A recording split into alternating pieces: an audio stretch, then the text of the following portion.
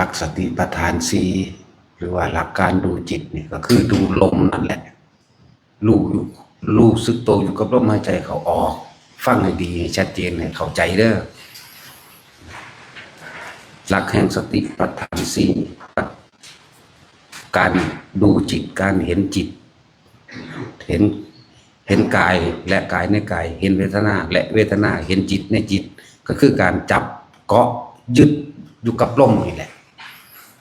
ยึดลมเข้าไว้เกาะลมเข้าไว้ทำความรู้สึกอยู่กับลมเข้าไว้อย่างเดียวเท่านั้นนี่เป็นเบื้องต้นบอกว่าสิเกิดยังขึ้นอาการปิติมิหาถ้าเขาอยู่กับลมหายใจขนลุกขนพองสยองก้าวกุตกาปิติเกิดขึ้นรู้แต่ว่าอย่าไปคิดนึกปรุงแต่งกับขนลุกขนพองสยองก้าวโยกสั่นสายภารนาปิติโยกสั่นสายกัจยาเขาไปคิดนึกปรุงแต่งกับอาการที่มันโยกสั่นสาย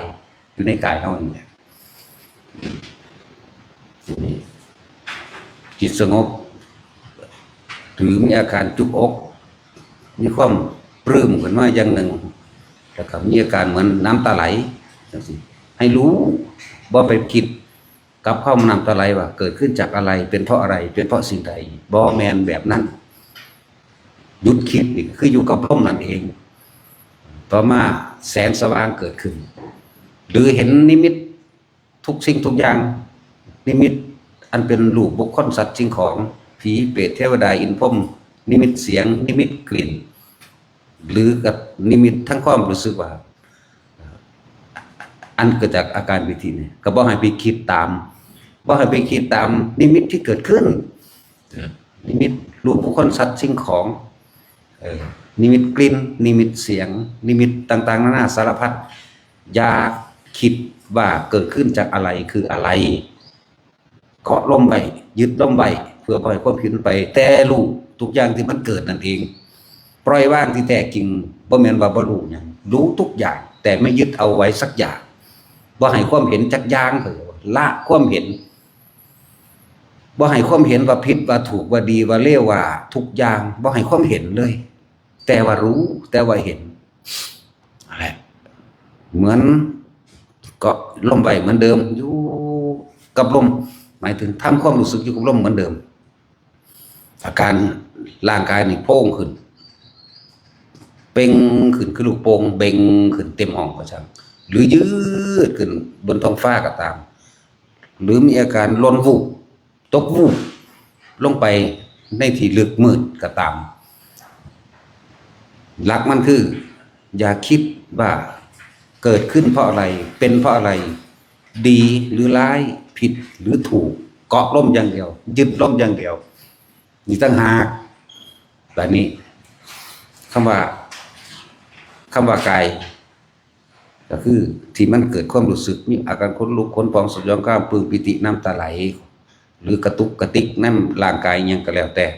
โยกหรือมีอาการอุ่นพองกระสางนี่คือกาย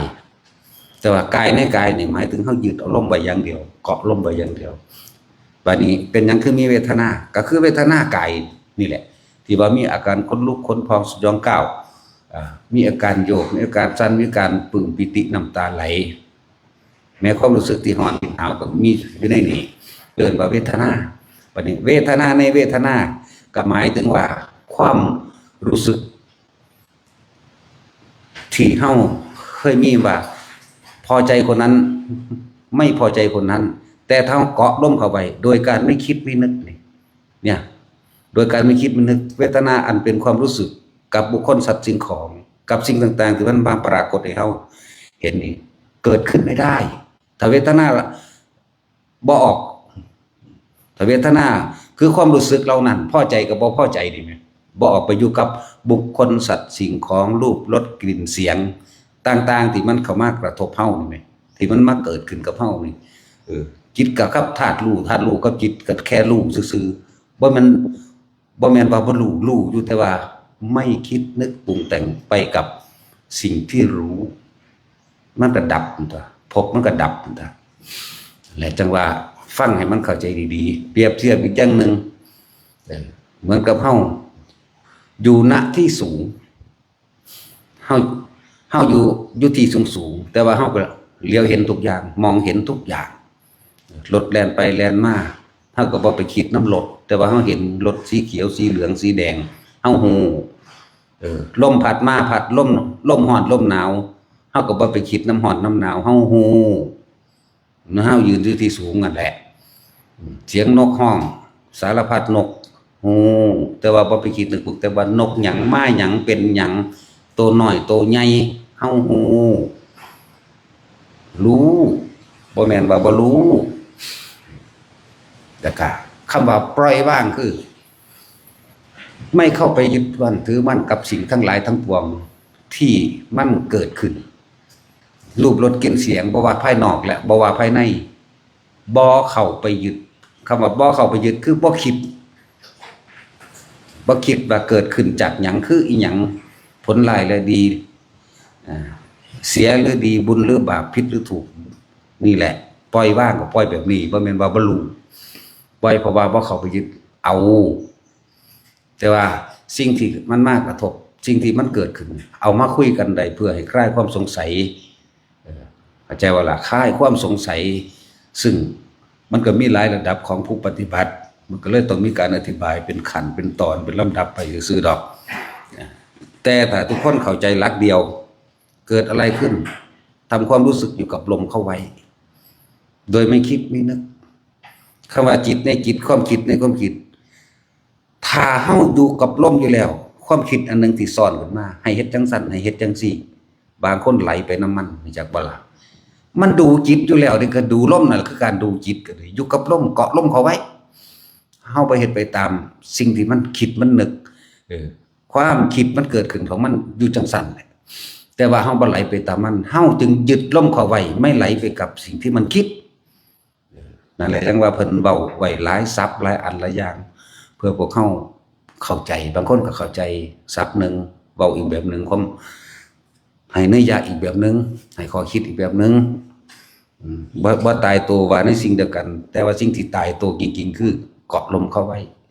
ทำความรู้สึกอยู่กับลมเข้าไว้ที่เว้าอยู่ดูๆว่าเกิดอีหยังขึ้นก็ช่างพวกเจ้าอย่าหนีออกจากลมเกาะลมไว้ยึดลมไว้ทำความรู้สึกกับลมเขาออกไว้นั่นแหละมันปล่อยเพราะว่าเฮาอยู่ในลมหัวใจบ่เฮาบ่ได้เป็นผู้ปล่อยเฮาบ่ได้เป็นผู้ว่างแต่เฮารู้มันเบิดนั่นแหละที่เข้ามากระทบกระทั่งรูปรสกลิ่นเสียงสัมผัสทางกายเฮารู้มันเบิดนั่นแหละแต่ว่าเฮาบ่ไปปรุงไปแต่งไปนึกไปคิดกับมันบ่ไปหาเหตุบ่ไปหาต้นเหตุผลเกิดขึ้นบ่ได้อารมณ์เกิดขึ้นบ่ได้กายเวทนาจิตธรรมก็คือสิ่งทั้งหลายทั้งปวงรูปรสกลิ่นเสียงที่เข้ามากระทบกระทั่งเอิ้นว่าธรรมโดยนอกโดยในก็คืออารมณ์ของเฮาเองถ้าเฮาคิดนึกปุ๊บเฮาสิมีอารมณ์เลยเฮาไหลไปตามโลกธรรมคิดเมื่อเฮาไหลไปตามคือเฮาคิดไปตามความรู้สึกพอใจหรือไม่พอใจมันก็ไปเกิดขึ้นกับรูปรสกลิ่นเสียงสัมผัสทางกายนี่มันไหลไปแล้วนั่น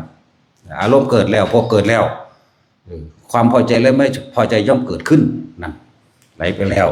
ถูกว่าการดูจิตกับดูลมนี่แหละเกาะลมเข้าไว้ยึดลมเข้าไว้ทำความรู้สึกกับลมเข้าไว้นี่คือหลักใหญ่มันเลยแต่เป็นยังคือให้ทรงชาติเจริญชาติโดยการจับจุดอุณาโลมเพราะนั้นเป็นตัว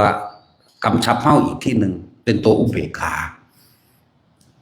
ถ้าเฮาคิดและเฮามีความรู้สึกคิดถึงบุคคลสัตว์สิ่งของเฮาสิมีความรู้สึกอยู่กับผู้อื่นพอใจกับไม่พอใจความรู้สึกพอใจและไม่พอใจก็เฮารู้ในตัวเฮาอยู่ดอกแต่ว่าความรู้สึกอันเป็นอุเบกขานี่เฮ็ดจังได๋เฮาสิให้มันแผ่ออกมาทางร่างกายได้ก็เลยให้จับจุดอุณาโลมเมื่อความรู้สึกอุณาโลมมันหายไปความรู้สึกหนุ่มนวงอยู่กลางหน้าผากกลางหัวมันหายไปแสดงว่าเฮาไปมีความพอใจและไม่พอใจกับบุคคลสัตว์สิ่งของแล้วอันอื่นแล้วออกแล้วจึงให้กลับมาลมก่อนเกิดยังขึ้นตัดโดยลมเกิดยังขึ้นตัดโดยลมตัดโดยลมก็คือตัดคิดนั่นแหละเพราะว่ามันยึดลมเอาไว้เกาะลมไว้ทำความรู้สึกอยู่แค่กับลมเอาไว้บ่แม่นว่ามันบ่มีความคิดมันมีอยู่ แต่เฮาบ่คิดไปน้ำมันเฮาจึงเกาะลงไว้และกายเวทนาจิตจิตเวทนากายกระทบสัมผัสเพียงแค่รู้สึกเฮาบ่คิดบ่นึกไปตามสิ่งที่มันกระทบสิ่งที่รูปรสกลิ่นเสียงเข้ามากระทบกระทั่งเฮาแม้กระทั่งความคิดที่มันเกิดขึ้นพูดขึ้นเฮาบ่ไหลไปตามมันความรู้สึกพอใจหรือพอใจเกิดขึ้นบ่ได้มันก็เลยคำว่าอุเบกขาเข้าไปอีกอุเบกขามันยังเป็นความรู้สึกที่เตือนตนเองอยู่ว่านี่ตอนนี้เป็นความรู้สึกที่เฉยๆกับสิ่งทั้งหลายอยู่แล้วมันสิเลยลึกเข้าไปเป็นสังขารุเบกขายานเห็นความคิดไหลไปแต่เราไม่ไหลไปกับสิ่งที่มันคิดจิตมันก็เลยรู้จังสิเพิ่นก็เลยเอามาว่าเป็นธรรมธาตุรู้มันรู้อยู่ทั้งสั่นซื่อแต่ว่าในรู้ก็บ่แม่นผู้รู้อีกผู้รู้ก็บ่แม่นผู้รู้ผู้รู้ก็บ่มีตัวตนอีกมันมีแต่รู้เข้าใจว่าล่ะนั่นแหละเข้าใจว่าละบาดนี้แต่ละคนคือเฮาอยู่ที่สูงเห็นเบิดอันนั้นอันนี้แต่ว่าเฮาบ่ไปคิดไปกังวลไปใดๆทั้งสิ้นกับมันคนเฮาข้ามความสงสัยได้ยากนะแต่ถ้าเกิดอย่างขึ้นไปแล้วสงสัยแล้วสงสัยแล้วเกิดกามฉันทะพอใจไม่พอใจนี่รูปรสกลิ่นเสียงได้บัดถ้าสงสัยใดๆอันใดอันหนึ่งเนี่ยจะกะมาสงสัยนั่นนี่หาคำตอบให้ตนเองบ่ได้หรือคำตอบว่าเป็นที่พอใจของเจ้าของเองนี่มันยังในหลักของกามฉันทะคือเก่าเด่นพอใจในรูปในรสในกลิ่นในเสียงเด้พวกนี้ก็เลยเกิดความเหงาท้อถอยอุทธัจจะกุกุจจะเหงาเศร้าท้อถอยบ่มีกำลังใจบ่แม่นแต่ว่าง่วงเหงาเฮานอนเด้พวกนี้แบบท้อถอยอ่อนแรงเบิดกำลังใจกูบ่อยากปฏิบัติแล้วนี่แหมอุทธัจจะกุกุจจะนั่นน่ะทีนมิทะมันฟุ้งซ่านไปแล้วเมื่อฟุ้งซ่านไปแล้วก็เหงาหงอยท้อถอยเบิดกำลังใจมันต่อกันเด้อของพวกนี้เด้อเมื่อเกิดนิวรณ์อย่างใดอย่างหนึ่งขึ้นกังวลอย่างใดอย่างหนึ่งเกิดขึ้นความกังวลตั้งหานั่นเป็นอันเดียวกันเบิดนี่มันสิเชื่อมกันเองต่อเชื่อมกันเองฉะนั้นวิธีตัดความกังวลก็คือลมตัดความกังวลตัดความสงสัยตัดนิวรณ์ก็ใส่ลมซึบใส่ลมอย่างเดียวอย่าเพิ่งไปหาคำตอบจากไผเถอะแน่เนียนแน่นิ่งอยู่กับเพียงแค่ลมหายใจนั่นแหละแต่เฮาเข้าใจหลักนี้ดีแล้วก็บ่ต้องมีปัญหาอีกเห็นเทพเทวดาอินพรหมก็จะไปคิดน้ำเขาเห็นได้ยินนี่อันเทพเทวดาอินพรหมยมยักษ์สวรรค์นรกอย่างต่างๆเป็นวานิมิตสิ่งที่ปรากฏขึ้นรบกวนความสงบหรือรบกวนความนิ่งความว่างก็ว่าแต่เพราะว่าเฮาสิไหลไปน้ำมันไหลคือคิดตามสิ่งที่เห็นนั้นกลิ่นเกิดขึ้นก็จะไปสงสัยมันรู้อยู่ดอกว่าเหม็นว่าหอมมันรู้แต่ว่าจะไปหาเจ้าของเหม็นเจ้าของหอมก็ต้องไปหาผลลายและดีเสียหรือผิดหรือถูกอะไรทั้งว่าตัดเข้ามาสู่ลมอย่างเดียวนั่นแหละเคล็ดลับมันก็บ่สิไปมีอีหยังมากเราอยู่ในลมนั่นแหละอยู่กับลมไปเลยแต่ว่าเครื่องอยู่บัดนี้เป็นจังเคยมีเครื่องอยู่ก็คือหรือเรียกว่าเครื่องเตือนความรู้สึกตัวของเจ้าของเองก็เลยให้จับจุดอุณาโลมถ้าตัวนี้หายเมื่อไหร่เราไปอยู่กับบุคคลผู้อื่นแล้วเนี่ยเอาไปมีความรู้สึกกับบุคคลสัตว์สิ่งของอันอื่นๆแล้วนั่นแหละจึงกลับมาลมใหม่นี่ตัดมาลมคือเก่านั่นแหละคำว่าจุดอุณาโลมมันอยู่ตรงกลางระหว่างหน้าผากเฮานั่นแหละมันอยู่ตรงกลางอุณาโลมก็ตรงกลางนั่นแหละเป็นตัวมันบ่มีผู้ใดเตือนได้เท่ากับตัวเราเตือนตัวเราเองเด้เฮาต้องเตือนเฮาเองเฮาก็เลยต้องสร้างตัวเตือนเฮาเองเอิ้นว่าเครื่องอยู่ก็ว่ากรรมฐานอันหนึ่งก็ว่าเป็นเครื่องอยู่เป็นวิหารธรรมอันเดียวกันเป็นเรือนแห่งใจ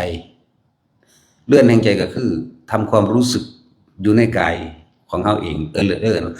นี่ก็เป็นเวทนาในเวทนาอันเป็นอุเบกขาเวทนาแต่สามารถสร้างให้มันเกิดความรู้สึกได้ซึ่งเป็นเรื่องที่ต้องอธิบายอย่างแยบคายนะเทียบเบิ่งแต่เฮาอยู่ที่สูงฝนตกฟ้าห้องเฮาก็ฮู้ มีลมฟ้าแลบฟ้าเหลื่อมเฮาก็รู้คนเดินไปเดินมาก็รู้สัตว์ต่างๆช้างม้าวัวควายเฮาก็รู้แต่ว่าเฮาบ่เข้าไปคิดน้ำมันปล่อยผ่านเพราะว่าเฮามีเครื่องจับเอาไว้แล้วยึดเอาไว้แล้วคือลมต่างนั้นเองเฮาบ่ได้ไปยึดสิ่งที่รูปรสกลิ่นเสียงที่เขามากระทบปล่อยผ่านให้เบิดสมมุติว่าเขาถามเมื่อกี้นี่เห็นรถคันสีแดงแล่นไปบ่ก็เห็นก็ตอบได้อยู่ได้ล่ะนั่นแหละมันก็เห็นก็ฮู้อยู่ส่วนมากตัวมันละเอียดเนี่ยก็คือความคิดความคิดในความคิดเอิ้นว่าจิตในจิตแต่เฮาเกาะลมไว้แน่นดีแล้วแม้นความคิดยังสิสั่งการใดๆก็ช่างอย่าไหลไปกับมันก็อยู่ที่สูงนั่นแหละเห็นเบิดทุกอย่างแต่ว่าบ่ไหลไปกับมันรู้อยู่เห็นอยู่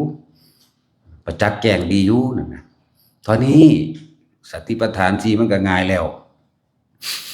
ที่มีเครื่องอยู่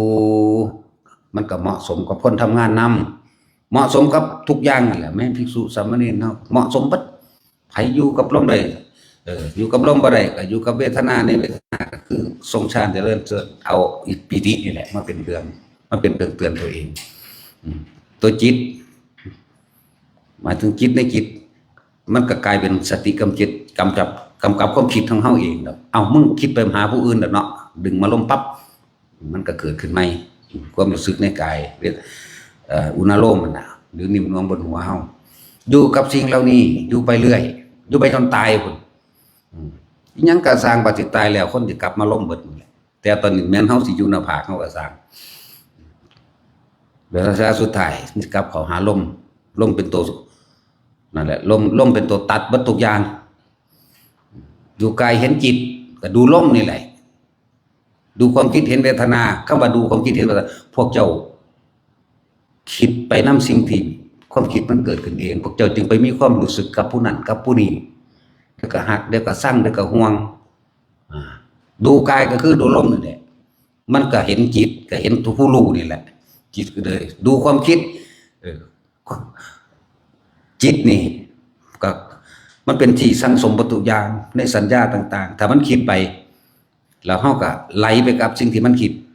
มันก็เห็นความรู้สึกอันเป็นพอใจกับไม่พอใจอย่างอื่นอีกจึงกลับมาดูกายใหม่ก็คือลมหายใจนี่เองดูกายเห็นจิตดูความคิดเห็นเวทนาเมื่อเฮาบ่ถิ่มลมบ่หนีจากลมความรู้สึกอยู่กับลมคำว่าธรรมก็คือสิ่งทั้งหลายทั้งปวงนั่นแหละมีความเกิดขึ้นเป็นธรรมดา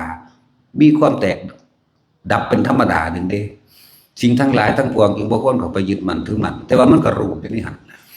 คำว่าปล่อยว่างจริงๆบ่แม่นว่าเฮาบ่รู้นะรู้แต่ไม่เข้าไปยึดเอาในสิ่งที่รู้ที่เห็นทำในธรรมก็คือโดยภายในเฮาเองทำในธรรมก็คือการละสัญญากับละด้วยลมนี่แหละบ่มันละด้วยการคิดเข้าใจบ่ล่ะนั่นแหละเอาพอ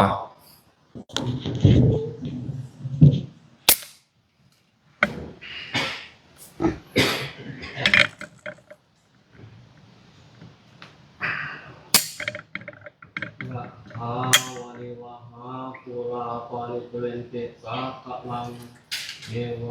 วะอิโตตินังเปตานังอุปกัปปติตังปฏิตังตุมหังคิปะเมวะสัพสัตโตสัพเพปุเรนตุสังฆปายันโตปะนะระโตยะถามันโตติระโตยะถาสัพพิติโยวิวัชชันตุสัพพะโลกวินาศตุมาเตภวัตวันตรายโยสุขีติขายุโกภวะอาภิวาทนาสิริสนิจังวุฒาปัจจายโนจัตตารโอธรรมาวันตันติอายุวันโนสุขังพลังวะตุสัพพมังคะลังราคันตุสัพพะเทวตาสัพพะพุทธานุภาเวนะสัทธาสุขีภวันตุเตภาวะตุสัพพมัง